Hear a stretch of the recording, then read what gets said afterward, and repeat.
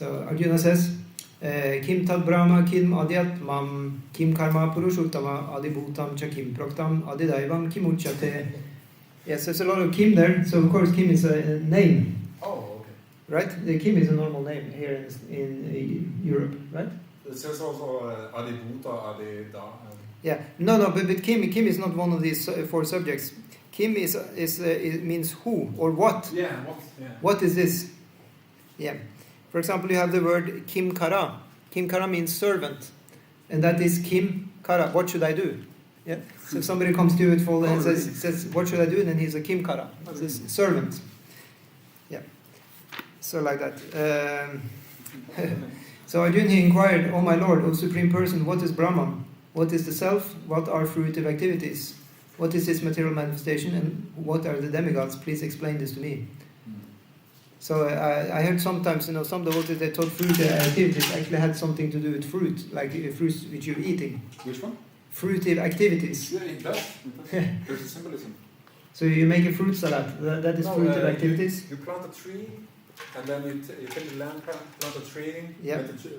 culture the tree, and then eventually I get the fruit. Yeah, actually it's very true, because when we come to the 15th chapter, it will actually be explained you have the tree of the material world. And like that, there are fruits there. Yeah. For those who wants to, enjoy the material world, they will enjoy the fruits. Yeah. So Prabhupada says in the purport, in this chapter, Lord Krishna answers different questions from Arjuna, beginning with what is Brahman. Yeah. So let's see. The Lord also explains karma. So here Prabhupada says fruitive activities in the brackets. So what is fruitive activities? In other words, that is karma. Yeah. Yeah. It's a cause and effect. Karya and karam. Yeah. And then Prabhupada says, the Lord also explains karma, fruitive activities, devotional service, and yoga principles. And devotional service in its pure form. So here's going to be interesting, because apparently you have devotional service both in the pure form and in an impure form. So how on earth can you do devotional service in an impure form? Well, we will get to that. Yeah. So then Prabhupada says, the Srimad Bhagavatam explains that the Supreme Absolute Truth is known as Brahman, Paramatma and Bhagavan. In addition, the living entity, the individual soul, is also called Brahman. Yeah, so to make it even more, complicated. And Arjuna also inquires about Atma, which refers to body, soul, and mind. According to the Vedic dictionary, Atma refers to the mind, soul, body, and senses also. So, but of course, in the conventional or usual meaning, Atma is definitely talking about the soul. Yeah. But actually, you can dive probably deep into the meaning of the word Atma. Sure, you can. I heard one explanation. What was that again? I heard how you can break it down. Some or other it means that I forgot the meaning, but I'll get to it later. It's something about this long A, and it's like something like that. But is it long A in Atma? Yeah, long A, two A's, one first long A, and in the end also long A. Okay. Yeah, it's something about that. It always has to. It's something that it also always has to be active. Yeah, it's lying in the name itself. Okay, so Arjuna has addressed the Supreme Lord as Purushottama, Supreme Person, which means that he was putting these questions not simply to a friend, but to the Supreme Person, knowing him to be the Supreme Authority, able to give definitive answers. Krishna was a friend with Arjuna, and that relationship was, normal, friendly, you could say, all the time until Arjuna got his, you can say, meltdown. And his meltdown, the right word? He started getting sad. Yeah. Or it's meltdown when you're complaining. Meltdown is like you're completely bewildered in mind. Yeah, so that's probably what Arjuna was. So that's called Arjuna Vishada Yoga. And Arjuna, for many verses, over 20 verses, he was complaining about the situation, and he had any kind of solution except fighting. Yeah. And Krishna just patiently listened. That's also explained by the commentators, that again, Krishna shows a very good quality, that he was just listening all the time. And in that way, it's said if one is listening a lot and somebody else is speaking, especially somebody who's wrong, you just let him speak, and then he will himself figure out that he is actually, there's something strange. Because, he's just talking, and another person is not saying anything, right? So then he starts thinking, is there anything wrong about what I'm saying? And then he will actually inquire, and then the person who was listening all the time, he will actually speak the truth. And then the other person will be ready actually to accept that.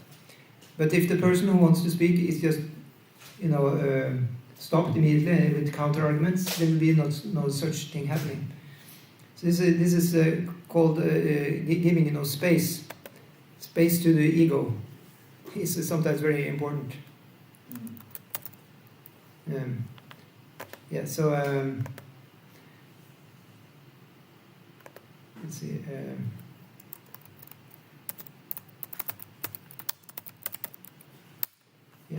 So anyway, so in that way, the whole thing changed because Arjuna started understanding that maybe I'm wrong. So then, in the end, he said to Krishna, "I'm bewildered." He admitted that he was bewildered, and he says, "Shishyas teham shalimam prapanam." I'm now surrendering unto you. I'm now actually, your servant.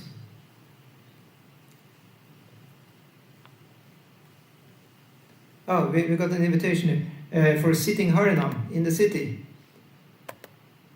Prabhu, Christopher Prabhu, you hear me?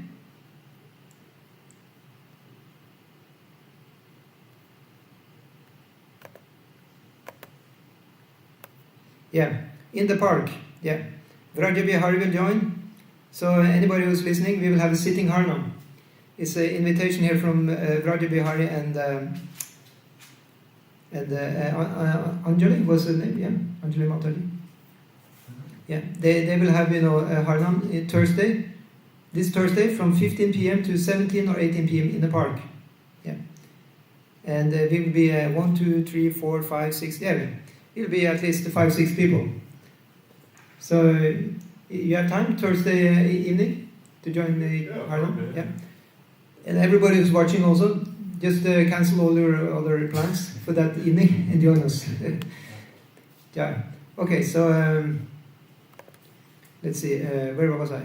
Yeah. So at that time when Arjuna said that I'm your servant, I'm your shishya, then Krishna smiled and then he started speaking and then he started giving instruction all the time until that Krishna was just not saying nothing. Actually, Prabhupada even says he was joking with him like, before he is like. Behold all the curious assembled here. Yeah, he was. That's the only thing Krishna said. Just behold, yeah. Just look. And then he's like, no, Arjuna, come on, you have to fight. Don't give into this degrading impotence. Exactly. Yeah. So So then Arjuna is keeping on asking. He says, Adhyagya katam putra desmin madhusudana prayana kalachakatam yeosi nitatatmabi. Yeah. Who is the Lord of Sacrifice and how does he live in the body, O Madhusudana? And how can those engaged in devotional service know you at the time of death? Yeah. Lord of Sacrifice, as Prabhupada says in the comment, the Lord of Sacrifice may refer to either Indra or Vishnu. Vishnu is the chief of the primal demigods, including Brahma and Shiva, and Indra is the chief of the administrative demigods. Both Indra and Vishnu are worshipped by yajna performances. Okay, so that's interesting.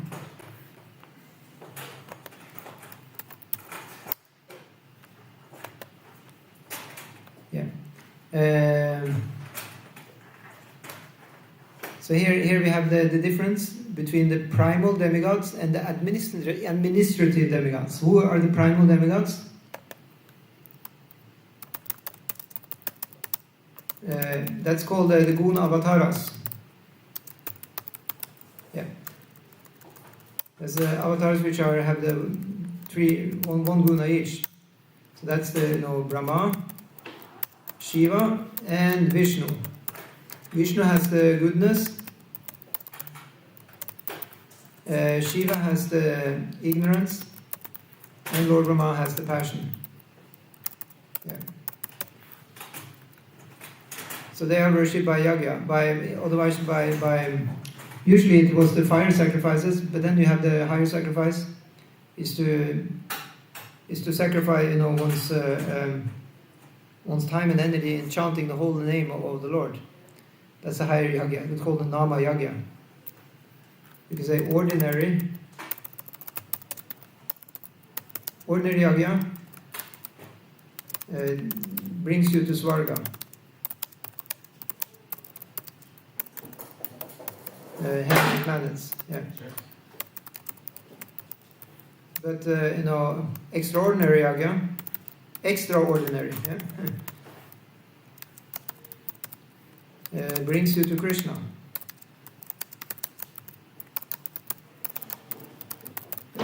And that is, which is, it's a nama yagya. That's the chanting holy name, yeah. And then you have the other yagya. It's a jnana yagya.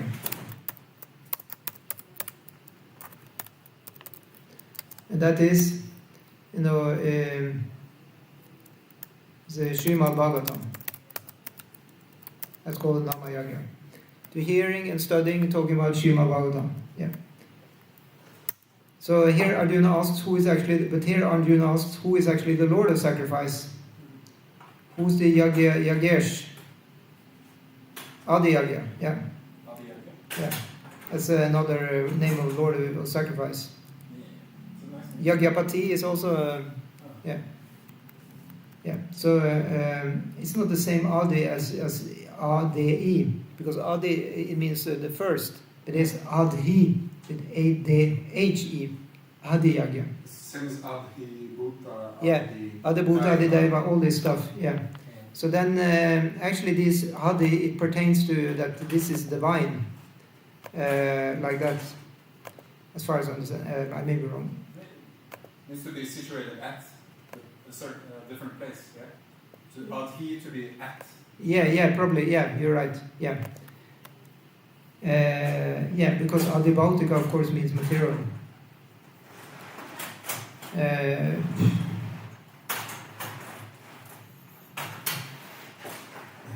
You see, everything has three aspects.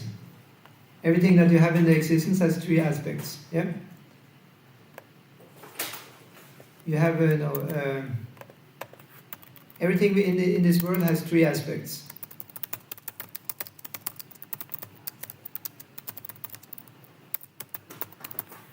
And that is Adhyatmika, Adidaivika, and Adibautika.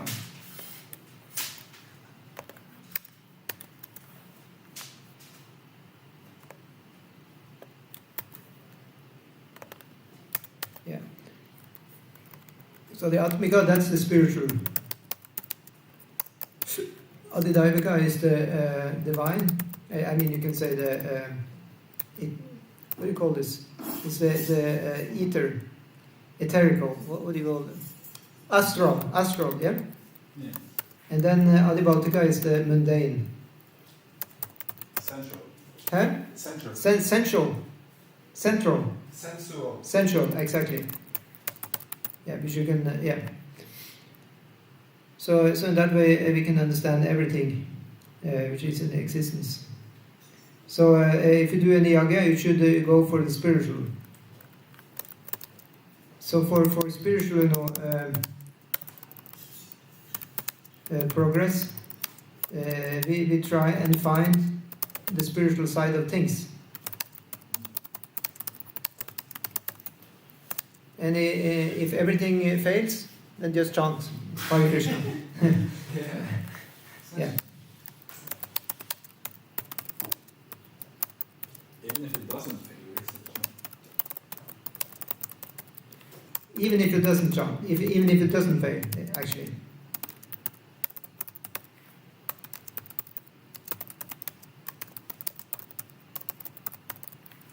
Because it purifies. It purifies any performance. Yeah.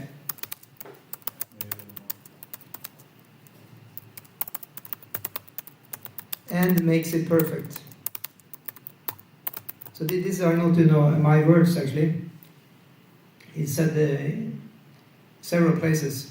that although the Kali Yuga is full of imperfections, by chanting Hare Krishna mantra, you're rendering even imperfect things perfect by applying the Hare Krishna mantra to the process.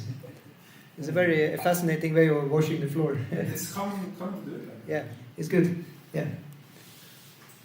Okay, so let's get back to the text. We will scroll down. Yeah. So Arjuna is asking who is actually Lord Yagya, sacrifice, and how is the Lord residing within the body of the living entity. And now another interesting thing, Arjuna addresses the Lord as Madhusudana because Krishna once killed a demon named Madhu. You heard about that? Yeah. How was that? Was it these two demons or one demon? I think it was two. The donkey. Oh, that's another one. Oh, is it the different one? But it's I think they were created from the nostril of Brahma, and they wanted to steal the Vedas.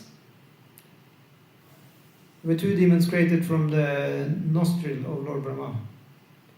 And they wanted to steal the Vedas, and the Lord came as Hayagriva, as the horse, with, like a horse, what do you call this horse? Horse which has this...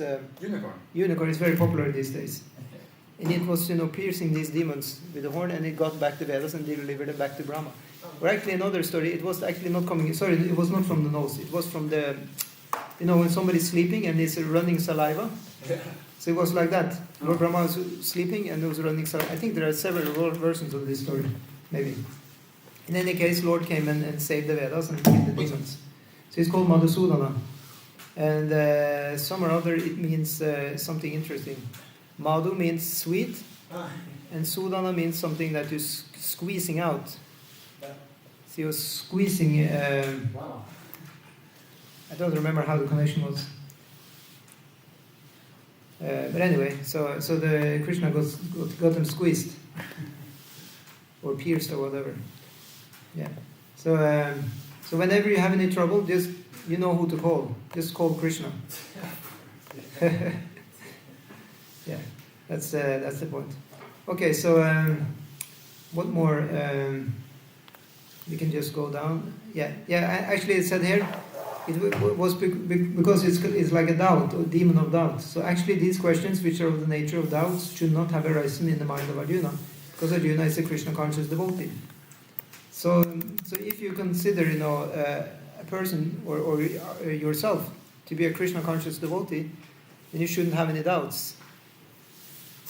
That is the definition of Krishna consciousness. Or is it not definition? No, what it means is it's a little deeper. Yeah. Krishna asked Arjuna to be a samshaya. Samshaya means doubt. Are you allowed to have doubts? Yes or no? Yeah, Of course, because it's a feature of the intelligence. The only thing is to keep doubts there and feed them. That's called samshaya. Then when it's like my spiritual master said, when a devotee who is like full of doubts, he's saying how, and that's like a dog, barking how, yeah. And then one get face like a banana, rotten banana. Okay. But he says one should have watermelon face. Yeah. So here it's like full of doubts. That equals face like a rotten banana. And full of bliss. That means face like a watermelon. Yeah. Good. Yeah. So therefore these doubts are like demons. Since Krishna is so expert in killing demons, Arjuna here addresses him as Madhusudana, so that Krishna might kill the demonic doubts that arise in Arjuna's mind. And the Prabhupada says, now the word prayana kale. Prayana, what does it mean, prayana? Let's see, I have to look at the word for word here. I think it means at the end.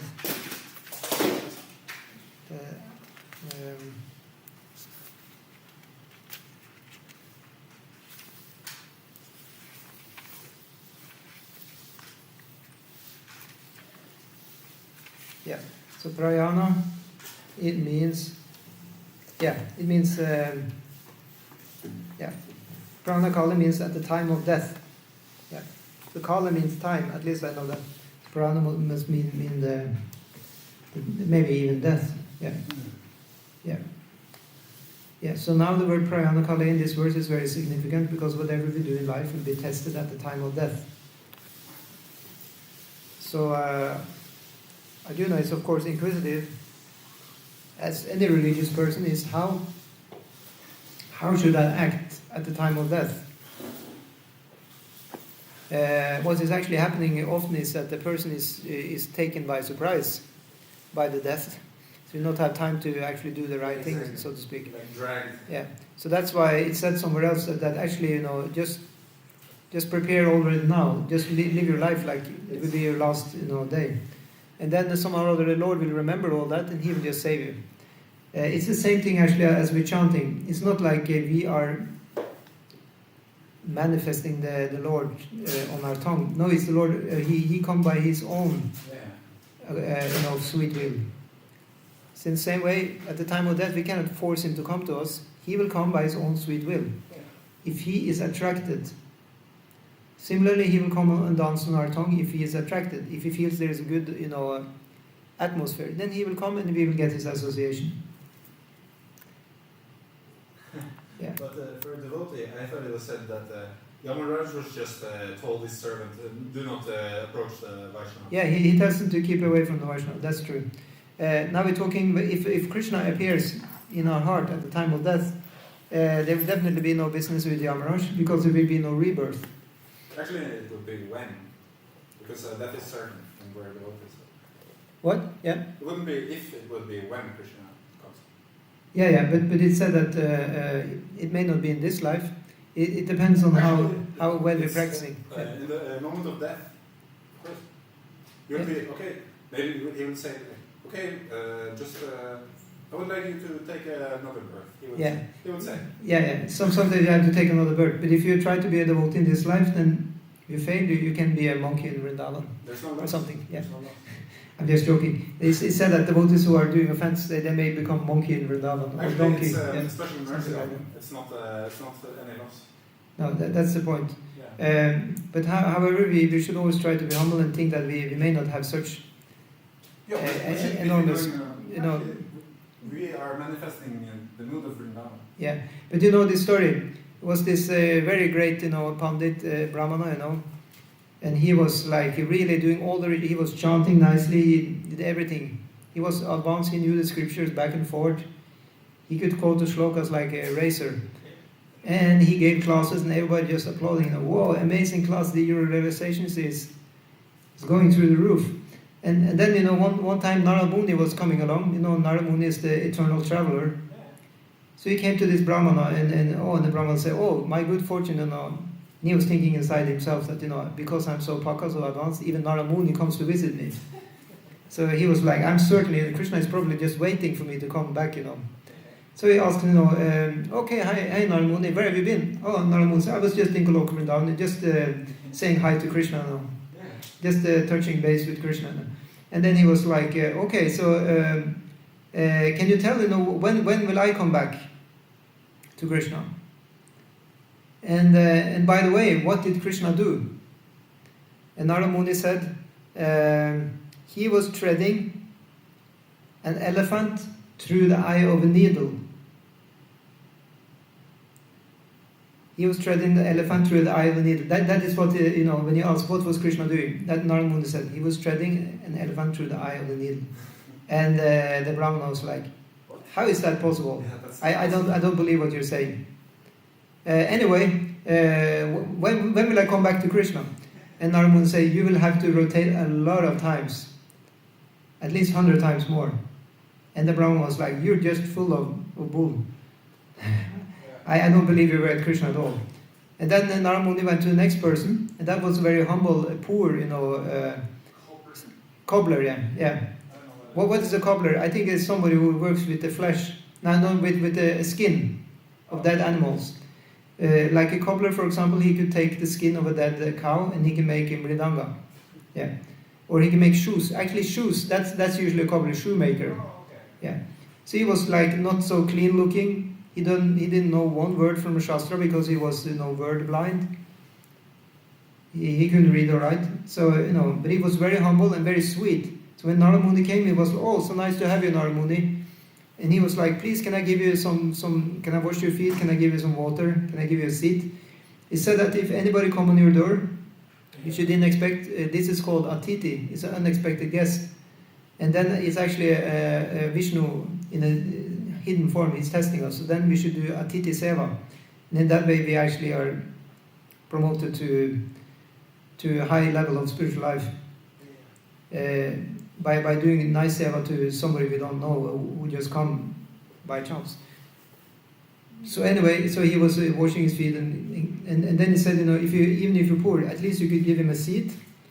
You can give him some water to drink, if nothing else. Or if you cannot even do that, at least just say some nice words. At least just be friendly. So anyway, so he was all three. He did everything. And then he asked, Narada Muni, where do you come from? Where have you been just now? And Narada Muni said, I was just, visiting, Lord Krishna, in Golok. Okay, so what was he up to? He was treading, an elephant through the eye of the needle. Oh, my Lord is so wonderful. It's so nice to hear, all these, pastimes of Krishna. Please tell me more what he was doing. And by the way, when do you think I have my chance to go back to Godhead? And Narada Muni says, Krishna is just waiting for you to come. You will come just after this life. And actually the story, is more to the story, is actually that Narada Muni, he was actually talking with Krishna, and he said that he would visit these two people, these two devotees. One was a very puffed up mixed devotee, and another was pure devotee. The pure devotee was the cobbler, and the mixed up puffed up person, that was the Brahmana. And Krishna said that I'll show you who is actually my real devotee. And he told Narada Muni to tell that. When they asked what I was doing, then tell them that I was treading an elephant through the eye of a needle. Yeah. And then you will see Narada Muni who is actually who. Yeah. So in that way, this is a question of faith. If one has doubt that Krishna cannot do this, then one is not eligible for coming back to Krishna in a long time. Yeah. But of course, this kind of doubt will have different. It will be tested in a different way than just this. So anyway, let's go to the next verse. Adibhutam ksharo bhava purushascha didayavatam adyagyu hamevatra deyabritam vara. O best of the embodied beings, the physical nature which is constantly changing is called adibhuta, the material manifestation. Yeah, the physical nature, that's adibhuta. Yeah, the universal form of the Lord, which includes all the demigods, like those of the sun and moon, is called adidaiva. Yeah, so here we actually get this, list. We have adibhuta and adidaiva, as we mentioned. That's the ethereal, you can say astral space where all the demigods are at. So in other words, we cannot see that astral space with our naked eyes. So in that way, when we leave the body, we actually leave in the subtle body. Our gross body is just staying there. So our eye organ cannot see the demigods, but we see the demigods with our subtle body. For example, if we meet none other demigods, at least we will meet Yamaraj. But actually, devotees, as I said, they are saved from Yamaraj. By mercy of Chaitanya. Yeah. So. Yes, so and I, the Supreme Lord, represented as a super soul in the heart of every embodied being, I'm called Adiyagya, the Lord of Sacrifice. Yeah. Yeah. So then the Prabhupada says that the physical nature is constantly changing. So this Adibhutika, it is going through 6 stages. They are the material bodies. They are born, they grow, they remain for some duration, they produce some byproducts, they dwindle, and they vanish. 6. Yeah. This physical nature is called Adibhuta. It is created at a certain point and will be annihilated at a certain point. The conception of the universal form of the Supreme Lord, which includes all the demigods and the different planets, is called Adidaivata. Yeah, so all these gods, sun, moon, they're all, part of, as we can see in the end of the purport here, Prabhupada says, the neophyte is advised to contemplate on the universal form, or Virat Purush, whose legs are considered the lower planets, whose eyes are considered the sun and moon, and whose head is considered the upper planetary system. Did you hear that? The eyes of the Lord are considered to be the sun and the moon. Yeah, he says in yeah. Even in the Gita, he says so. He says in the Gita, yeah. Of course, this is, directly in the verse. Yeah. Which verse is that? Oh, it's probably opulence of the absolute. Or chapter 10. Maybe 10, yeah. Yeah. Or 11. Yeah. Just before he shows the no, Arjuna says the sun and the moon are your eyes in the universal form. Huh? In the universal form, Arjuna says the sun and the moon are your eyes. Yeah, right. I remember that. Yeah. It's in the 11th chapter. Let's see. That universal form. Yeah. So this universal form, Arjuna is seeing, Krishna is showing that. Yeah. I see in you no end, no middle, and no beginning. Yeah. And he sees all the demigods, various living entities. He sees fire coming out. Yeah, here it is. Yeah. You have good memory. You are without origin, middle, and end. Your glory is unlimited. You have numberless arms, and the sun and moon are your eyes. Okay, let's copy paste that for the pleasure of our viewers. Let's see, 11:19.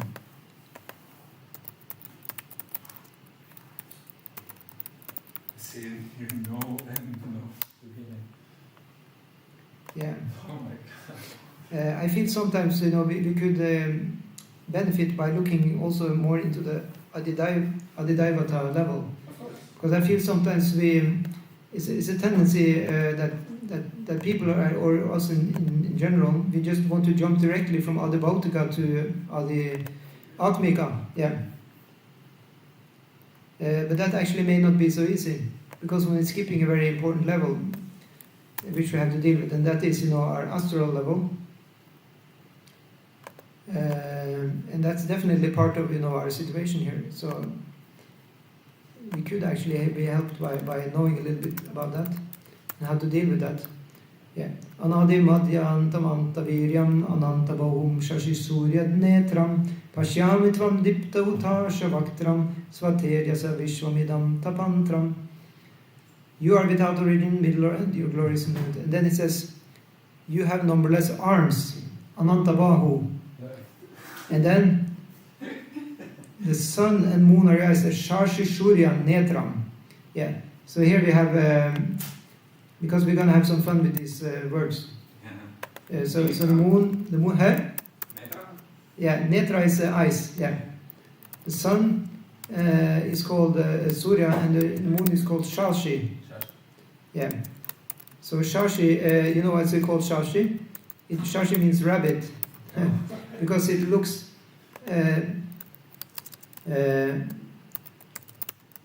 Because it looks like a rabbit on the moon. If you look at the moon, it has some kind of structure. So it looks like you can see the rabbit from the side. I've seen it. Oh really? Yeah, because for somebody who explained this, they showed it on a picture of the moon. If you see it from the right, probably in India, if they look at the moon, it looks like that. You can see it looks like there is a rabbit on the moon. It's like you see the silhouette of a rabbit. Really? Yeah. In the moon or at the moon, whatever. How you see the moon, on the moon. Yeah, on the moon, yeah. Plastered, it's like the sign of a rabbit is plastered on the moon. So it's actually called Shashi. Funny, huh? So the sun is called Surya. Yeah. Yeah. So the thing is that we have these in our we have the Adidaivika represented. Are there rabbits in Vrindavan?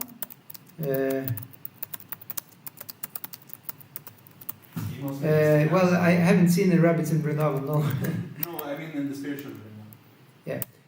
The point is that we have the Adidaivika represented in ourselves. So it said the sun and moon is there. Here it said it is in the universal form of Lord. It's his eyes. Then inside our body, it is the two nadis.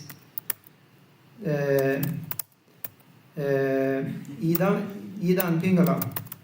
Ida is representing the moon, and Pingala is representing the sun. And they work like batteries. The moon is the minus, and Pingala is the plus. Yeah? That's a funny word. Or you say like, what do you call it? Like the plus and minus in the battery. Yeah. Yeah. Positive,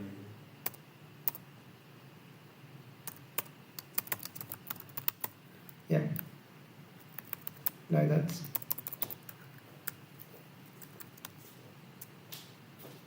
Okay, so in that way they are meeting at is it called the interval or junction? Yeah. At every chakra's junction. Yeah.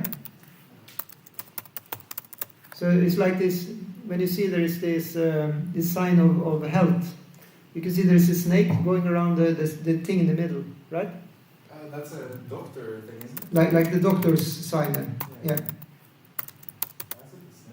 Is it two snakes going around the one thing? Like that. Yeah. Two snakes going around, or what do you call this? Is it like a barbed wire? Spinning. Yeah. Yeah. It's a barbed wire. Yeah. Concept. Yeah. It's a light. Yeah. So they're going around this thing in the middle, a central pole. It's called a pole, right? Yeah. We need to look at it because Yeah. I think there are different versions. Okay. So anyway, so in the central pole, so these two nadis, you can say one main nadi.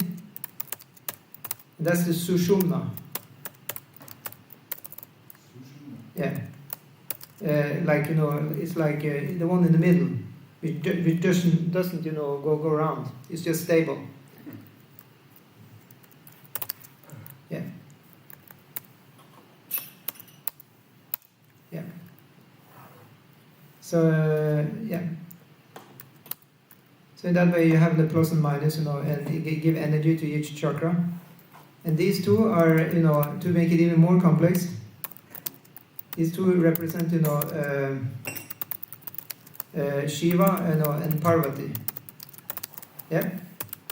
The original masculine and feminine.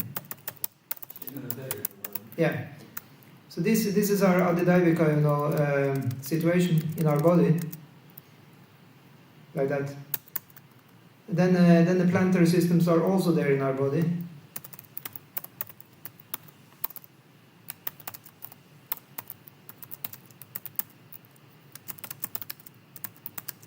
Represented, at each, chakra. So that's like the 7 planetary systems. Yeah. And then the highest, which is technically not a chakra, but at the Brahmarandra. Oh, they have a Rudraksha bit. It's for Lord Shiva. See, I just found it now. I was talking about Lord Shiva. Where would that fit? I think somebody just forgot it. You can just It's like keep it there, maybe. Yeah. rough. Yeah, it's just for Lord Shiva followers. They're chanting on this. I don't know so much about it. Yeah. The highest point, at the 7th highest point, is the abode of Lord Brahma. Yeah. So that's at Brahmarandra. I think it's said Brahmarandra. Yeah. That's the point of liberation. Yeah. So in that way, there can be a gradual elevation of the consciousness through the Adidavika system. But of course, we just jump directly to the Adi Atmika by chanting the Hare Krishna mantra. Yeah. Why not? So. That's the teachings of the Gita. Yeah. Actually, that is. But Krishna is mentioning these other things. Yeah. But then he gives the choice to Arjuna: will you just go for me, or will you, take the mechanical yoga?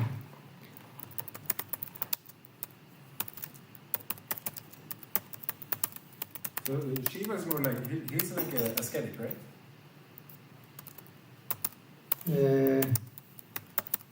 He's an ascetic, 100%. 100% ascetic. So you have to do ascetics to do this level for Lord Shiva, and get his help. You have to do ascetics. The only ascetics required in Bhakti Yoga, in Adhyatmika level, purely is just devotion. Yeah.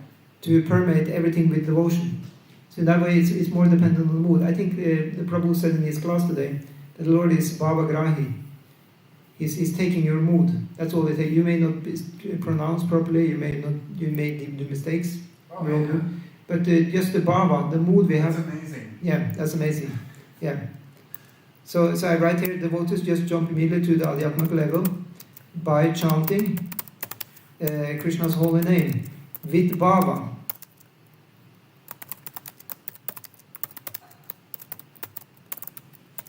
You know, that means proper, mood.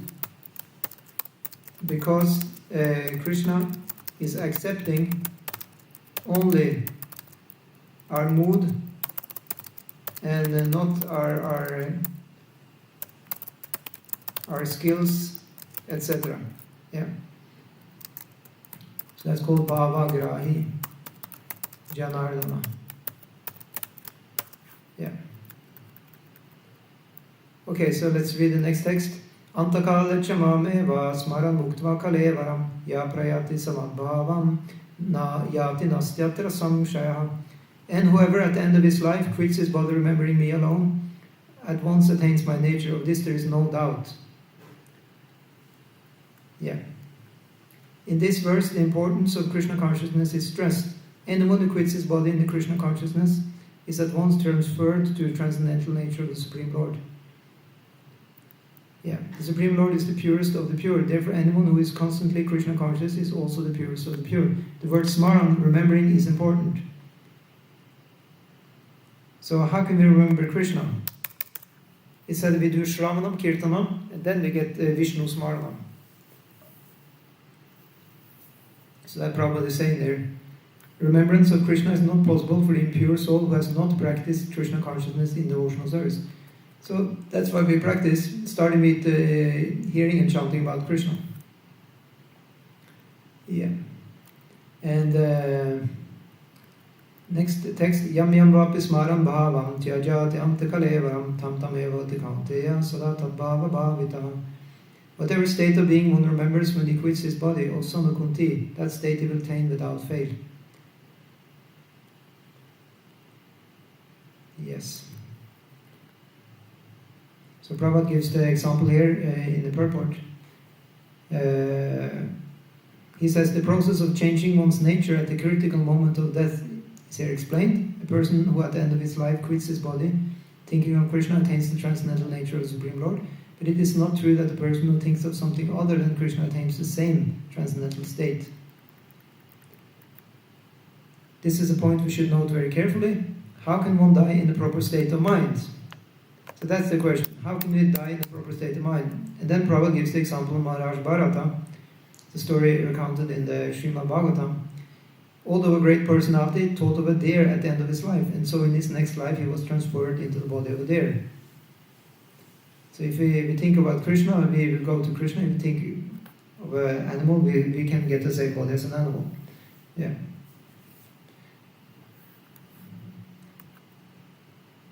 Okay, so text 7. Tasmat sarveshu kaleshu ma manusmara yudhyacha mayarpita manubodhir mame vaishyasya samshaya.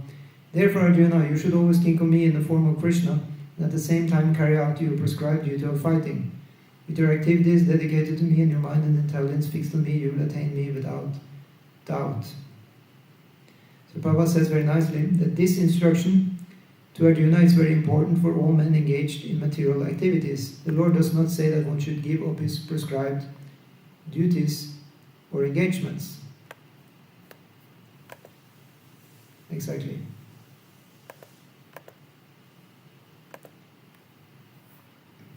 One can continue them and at the same time think of Krishna by chanting Hare Krishna. This will free one from material contamination and engage the mind and intelligence in Krishna. By chanting Krishna's names, one will be transferred to the Supreme Planet, Krishna Loka, without a doubt. Yes. So let's see on the next text here. Text 8. Avyasa yoga yuktana cetasa nanyagamina paramam purusham divyam yati partanu chintayan. Yeah, so there Krishna says, let's see, he who meditates on me as the Supreme Personality of Godhead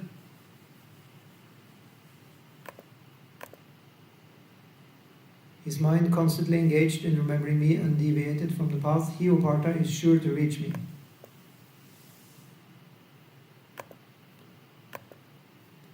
Yes.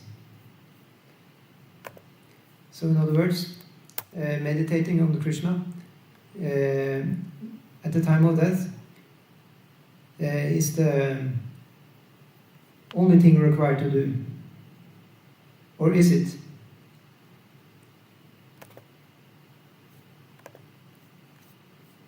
What does it mean to think about Krishna? This is also a question. Because I said another place actually that one should think about Krishna favorably at the time of death. If you think about Krishna as your enemy, one will be put into the womb of a devotee and be born as a devotee. If one thinks about Krishna favorably, then we'll get devotional parents. Does it make sense? But if one thinks about Krishna, you can say unfavorably, one is scared of Krishna, afraid that Krishna will kill one because one is, has been, bad, then one may not be getting a favorable next birth, and one may not come back to Krishna still. One may be born as Krishna's enemy in the next life. That's another thing that one devotee doesn't want to be born as Krishna's enemy. He wants to be born as Krishna's friend, devotee, etc. Yeah. So this remembrance has to be qualified. Anukulena Krishna Anushila says one should be Krishna Anushila, one should be favorable to Krishna. That is the definition of the pure devotional service. Yeah. So he who meditates on me as the Supreme Personality of Godhead, his mind constantly engaged in remembering me, undeviated from the path. He who Partha is sure to reach me. So there is this undeviated from the path. That's important thing to note. So what is the path? Yeah, so na anyagamina. So anyagamina means to go another place. Yeah, gam means to go. So if one goes another place, say for example, one is asked to be a vegetarian, and if one is going to Burger King and eat, an unvegetarian burger, then one is doing anyagamina. Instead of going to Govindas, one go to Burger King. Yeah, you can eat a vegetarian burger there now. I think in Burger King. Yeah. But for devotees, they try to be very careful about this, because they may be, you don't know if the kitchen they're preparing meat in the same kitchen, they may they don't care properly so much, so may some specimen of meat may happen to go into the vegetarian burger. I don't know. Yeah. I wouldn't feel too sure. No, I think it's the same thing as people who are it's mostly vegan, right? So it's plant-based. Okay. I don't think they don't have capacity, to grow anything artificial. No, yeah. I heard there is like a big science now, it's a big industry which is building up. Yeah. But they're creating artificial meat so expertly that they want to fool people that it will taste like meat, it will look like meat, it will feel like meat. It's like a whole industry trying to make meat. Plant. Yeah, but it's plant-based. Okay. So it's a good sign, but it kind of... but maybe there is something to it, this taste, to produce the taste, it's actually suffering. Yeah. So, but this kind of taste, a lot of people have, very strong attraction to that meat taste. Yeah. But actually, the reason why they have a whole industry for this now is they found out, it's like, of course, the devotees already knew this, but they found out that actually it's not good for the future of the planet to have all this flesh production. It's not good for the health and also not good for the planet. So they want to make everybody vegetarian now, actually. Yeah. Like that, yeah. And there is also a whole thing coming up. You can say the woke movement has its good sides. I mean, they have many good sides, but one of the good sides is that they now even start considering the animal to be similar to a human. In the same value should be now given to the animals. In the Human Rights Commission, it's actually not specified. All the rights, liberty of religion, liberty of life, all these ideas are not actually specified to humans, it's specified to all living Yeah. beings. Life. Yeah. And they're working overtime now, all the lawyers and legislators, and they're pretty sure, pretty quickly, I think they will come up with some new constitutions here and there, That's pretty good. where they will say that actually, since animals, intrinsically, they have actually the same right to existence as humans. That's why we shouldn't have slaughter of them. They should get the same rights as humans. Is it like Vedic also get protection to the animals? Yeah, Vedic is 100%. The king was sometimes even ready to sacrifice his life to avoid, especially a cow to be killed. Yeah. Okay, so now we'll read about how should we meditate upon the Supreme Person. It's a very beautiful verse, text 9. Kavim Puranam Anushashitaram Anuraniyam Samanusmaredya Sarvasya Dhataram Achintya Rupam Adityavanam Tamasa Parastat.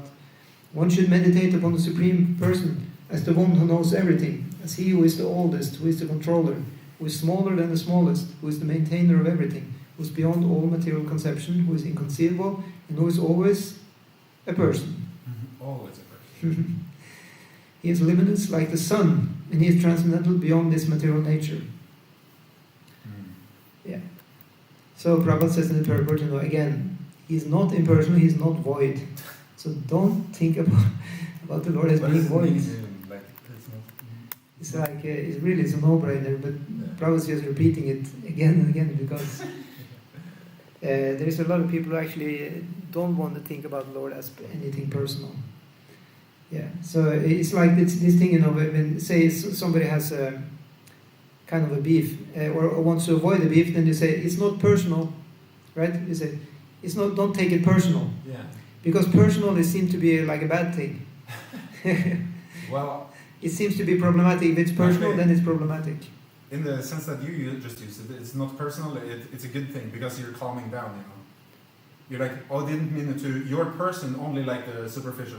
Yeah, exactly. So that's why for having peace, one should be an impersonalist. That's the idea. Yeah. Because the impersonalists, they always say, you shouldn't view difference between you and me and everything. We are all the same, we're all one. So just relax, and everybody just relax and be peaceful and just merge. They need to realize that mentality. Yeah. But of course, this is actually a good step because it's a first step to the higher rasas. Yes. It's called Shanta Rasa. So after that rasa, one can get Dasya, and then one can have Sakya, view the Lord as his friend, and then like that. So it starts with being peaceful. The only thing we say in Bhakti Yoga is don't stop at the peace. Be ready to draw weapons like Arjuna for the sake of the Lord, out of love for the Lord. Exactly. It sounds like, yeah. What are you not willing to do right That's now the point. for Krishna? Yeah, because actually everybody at the end of the day they agree that a person who's only peaceful is not able really to help nobody. Yeah. The person needs to have a little edge so that he can save somebody from trouble.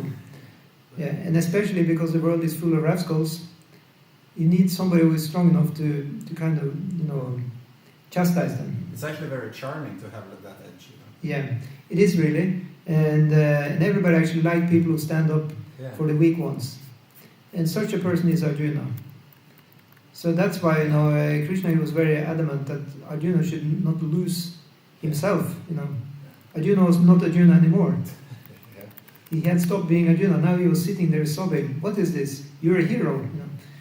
Get up on your 2 feet and, he says, arise, chastiser of the enemy. Yeah. Uttishta parantapa. He needs to chastise these demons of doubt. Yeah. Actually, Krishna was chastising. Arjuna is asking Krishna to kill the demons of doubt. Yeah. And then, he himself should get up. Krishna asked, Arjuna, now you get up and chastise all the demons. Yeah. First I do it, now you. Yeah. So now we have the next verse. So now we'll get into, a little bit of these, practices. Yeah. So they're kind of, old practices, but they're actually contained in everything. So it said here, Yat Akshram Veda Vidu Vadanti Vishantyat Yat Toyovitaragaha Yat Icchantu Brahmacharyam Charanti Tate Padam Sangraha Hena Pravakshye. I think you skipped the verse. Oh, I did? Skip 10. Did I do? Oh, sorry. I was going quick. No, I was reading that. You're right. 10 already? Oh, maybe I actually didn't read it. I thought you didn't. I was there. I was stopping the text, but actually I didn't read it. It's true. Prayana karle manasa chalena bhaktya yuktu yoga balena chaiva bruvor madhya pranama veshya samyak satam param purusham upayiti divyam. I think it's only when I'm with you I'm forgetting, skipping verses. Probably because it's only you who tell me. When you're not there, I probably do, but nobody tells me. Okay, so one at the time of death fixes his life here between the eyebrows, and by the strength of yoga with an undeviating mind, engages himself in remembering the Supreme Lord in full devotion, certainly attained to the Supreme Personality of Godhead. So again, back to the chakra system, which I alluded to a little earlier, because the 6th chapter was talking a lot about that, and it's also mentioned here by Prabhupada. In this verse, it is clearly stated that at the time of death, the mind must be fixed in devotion to the Supreme Personality of Godhead. For those practiced in yoga, it is recommended that they raise the life force between the eyebrows to the Agya chakra. The practice of chakra yoga involving meditation on 6 chakras is suggested here. So I just was talking, that there's this 7, usually they talk about 7 chakras, but the 7 is technically not a chakra. It's the Brahmarandra on the top of the head. That's where, the devotees are making their shika. But it's technically not a chakra because the Lord Brahma is sitting there himself. So when you get there, you actually get to sit with Lord Brahma, or actually become Lord Brahma yourself. And it depends on which school you're following. Yeah. So at that point, how is this thing again? It's like a whole esoteric thing explaining it. But anyway, we don't need to get too much into this because the devotees are just making it very simple. They just say, that Agya chakra, Agya means command. It's like you get a command from the Guru. So the Paramatma is in the heart, and even in modern science they found there's a strong link with some synapses between the heart and this chakra here. They also call it this kind of pineal gland, So there's kind of a full highway of communication.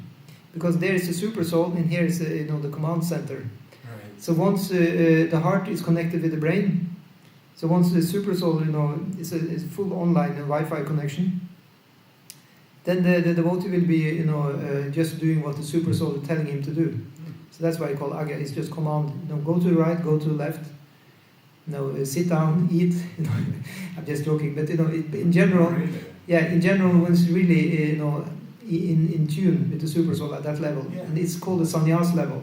Because sannyas, he's going alone. He's the only person who actually can go alone and be happy. All others, they need company. But that person is not needing company because he has company with the super soul. That's the point. So he's really the man of God, like in the real sense of the term. So being activated there, then he can, anytime from that level, he can just be liberated. But of course he just wants to do his service as told. And then when the super soul tells him, okay, now your job is done, you've done your mission. So then he just sits down in meditation and he just dies. Or the Lord arranged that he die in some kind of way. Yeah. It can be by a disease or whatever. The Lord can arrange anything. When he thinks that now, my pure, representative, he is now finished with his job. Let him go to another universe and do my service there. Or go back to the eternal, sphere. Yeah. Yeah, so that's the thing here. That's the point with this such chakra yoga, actually. So Prabhupada says immediately, that a pure devotee does not practice such yoga because he is always engaged in Krishna consciousness. At that he can remember the Supreme Personality of God by His grace. As I mentioned earlier, it's the Lord Himself who comes by His grace. It's not that we can pull Him in. It's not mechanical. Actually, it looks like mechanical, but actually it's not, because how can you become mechanical with a person? Right? It doesn't really work. Yeah, it's like you cannot even move Krishna. Yeah, it's inconceivable, this process of moving. He's steady, you cannot even move him. He's as steady as a rock. Yeah. So he can come himself. Actually, it's the other way around. He's pulling us toward him. He's putting him in his sphere. We cannot really take him to our sphere. Like that. Yeah. So then we have 11. You want to read that? Okay. Yeah. Aksharam Veda Vidu Vadanti Vishanti Yattayo Vita Raga Yad Ichanto Brahma Charyam Charanti te padam sangrahena pravakshir. Persons who are learned in the Vedas, who utter Omkara and who are great sages in the renounced order of enter into Brahman. Desiring such perfection, one practices celibacy. I shall now briefly explain to you this process by which one may attain salvation. Yeah, so that was the point. So these are, in the renounced order. That's the sannyasis. Yeah. So let's see what Prabhupada said. He again, you can read from the purport. Lord Sri Krishna has recommended to Arjuna to practice of Sat-chakra yoga, in which one places the air of life between the eyebrows. Taking it for granted that Arjuna might not know how to practice Sat-chakra yoga, the Lord explains the process in the following version. Yeah, you can stop there. Yeah. So just for our information, just to give you the evidence why it's only 6. So Shat, it means 6. Yeah. 7 means Sapta. You never hear about Sapta Chakra Yoga. Shat. Yeah, Shat means 6. Like Pancha means 5. Yeah. Like that. Yeah. Chatur means 4. Oh. And 3 means 3, as you say. And Dva means 2. And Eka means 1. Yeah. So there is no Sapta here. It's a Shat. Yeah. It's like you have Sandarbhas. That's also the 6 Sandarbhas. Yeah. Like this is a compendium of Jiva Goswami, which is telling about all the Vaishnava philosophy. So it's 6, and you have the Sad Goswamis, the 6 Goswamis, which you have an altar. So again, Sad. Yeah, Sad, it becomes a D in the end because it's like what do you call this? Sunday. Yeah, but it's the same as Sat with T. The original word is with T. Yeah, yeah, yeah. Okay, so Shat with a sh. Yeah. Okay, so you can read on if you like. The purport? Yeah, the purport. Yeah. How many verses are we doing today? We're doing as many as possible Okay. Before 18:30. We stop 18:30 in 10 minutes. Yeah. The Lord says that Brahman, although one without a second, has various manifestations and features, especially for the impersonalists. The Akshara or Omkara, the syllable Om, is identical with Brahman. Krishna here explains the impersonal Brahman, into which the renounced order of stages enter. Sages. Yeah, full stop. Yeah, so again, it's the impersonal Brahman. So, a renounced order of sages. There's a lot of people who just wants to merge with Brahman, if you didn't notice already. Yeah, no wonder. It's like, everything is Maya, I don't like anything. Yeah. I just want peace. Yeah. That's the thing, So Prabhupada says then, in the Vedic system of knowledge, students from the very beginning are taught to vibrate Om and learn of the ultimate impersonal Brahman by living with the spiritual master in complete celibacy. In this way, they realize 2 of Brahman's features. They realize Sat and Chit, but they don't realize Ananda. They may or may not realize any of them. So Prabhupada says, that's the point, especially in Kali, because Prabhupada says this practice is very essential for a student's advancement in spiritual life, but at the moment such brahmachari and married celibate life is not at all possible. The social construction of the world has changed so much that there is no possibility of one's practicing celibacy from the beginning of student life. Only boys probably are able to do it. Yeah, because they are exceptional, because they're born, of devotee parents. Exceptional devotee parents also. Yeah. So Prabhupada says, that throughout the world there are many institutions for different departments of knowledge, but there is no recognized institution where students can be educated in brahmachari principles. Unless one practices celibacy, advancement in spiritual life is very difficult. Therefore, Lord Chaitanya has announced, according to a scriptural injunction for this age of Kali, that in this age no process of realizing the Supreme is possible except the chanting of the holy names of Lord Krishna. Hare Krishna, Krishna Krishna, Hare Hare, Hare Rama, Rama Rama, Hare Hare. Okay, so we take one more verse and then we call it a day. Yeah. Sarvadvarani samyam yamanuridi nirudyacha murnya adhyayatmanaha pranan astito yugadaranam. Wow. Wait, let's look at the word for word. Many interesting words here. What does it say in word for word? Sarvadvarani is all the doors of the body. Yeah. That means that probably the gates, like the senses.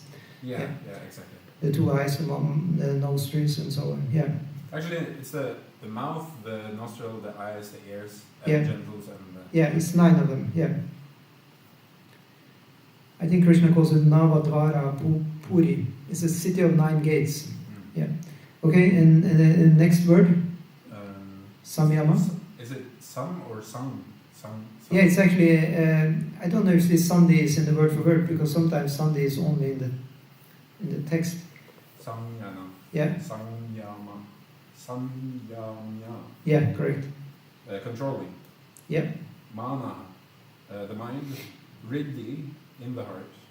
Nirudhya, nirudhya, confining. Cha, also. Murdni, on the head. Adhaya, fixing. Atmanaha, of the soul. Pranam, the life air. Ashtita, situated in. Yoga dharanam, the yogic situation. Thank you. Yeah, the yogic situation is that of detachment from all sensual engagements, closing all the doors of the senses and fixing the mind on the heart and the life air at the top of the head. One establishes himself in yoga. So this is also called, first one does yama niyama, one follows the rules and regulations. I think we mentioned them earlier. Yeah. For example, not stealing, not doing violence, and so on. And then one does, the asana, and asana includes to actually get good health. So in the traditional yogic practice, they do some crazy stuff. I mean, sorry for the word, but they take this thing into and they sort of go out in the back to clear, the intestines. Wow. And nose cleaner. You probably have seen them. They clean the nose. They do. Yeah. Wouldn't it be easier to do it with bodily movement instead of Yeah. I don't know. it's so dangerous, sticking. They do all kinds of things, but so all of that is actually for the asana, and then all these hatha yoga exercises, standing on the head and all this stuff, and then you can sit and breathe properly. So then the next level is pranayama.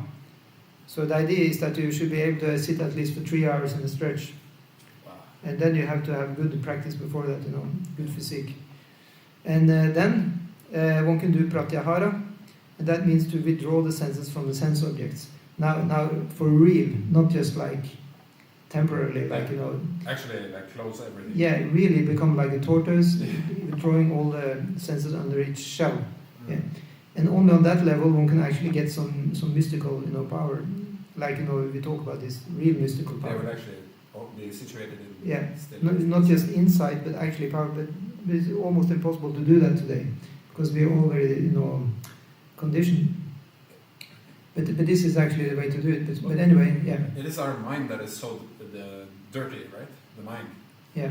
It's the mind which is dirty. Yeah, cannot stand still or anything. And the mind is controlling the senses. So that's why the only way to do for us is chant Hare Krishna mantra. In that way, we can get Krishna into our mind. Yeah. It's very, very and we're not after mystical things at all, because anyway we know this is just waste of time, because what should we use it for, right? You don't need to be very mystical. You can just cut some veggies and make a sabji and offer to Krishna. Yeah. It's a much higher advancement, actually. So pratyahara, withdrawing the senses from sense objects, and so on. And Prabhupada is just saying that again, the best process is Krishna consciousness. Yeah. If one is always able to fix his mind on Krishna and devotional service, it is very easy for him to remain in an undisturbed transcendental trance or in samadhi. But those processes, Krishna consciousness and this retracting of the senses and everything, controlling the mind, they fit very well together. Yeah.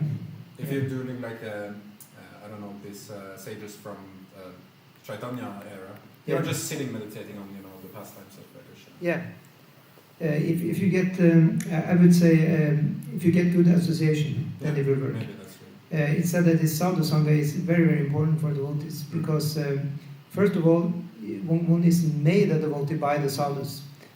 It's a sadhu's choice. It's like a picking up a mushroom, in the same way the devotees are picking up any person and making him a devotee. Yeah. Yeah. So. And find someone on the street, give them Bhagavad Gita. Exactly. Yeah. Yeah, it's a wonderful thing. Yeah. And then also one doesn't need to feel frustrated having to do all these mechanical stuffs. Yeah. No, but I think it can be helpful. Still, of course, that's the point. If you do it, you can say as a secondary thing. Yeah. So you first of all is to be able to do bhakti, and then you can stand in your head, you can control your breathing. Everything is all fine. Yeah. Yeah. But to do it all the way around may be wrong. I remember, I met a few people in my life, and some were very much into all these physical exercises, and they didn't have time to chant. I was advising to chant as the first thing, and then physical exercise as the second thing.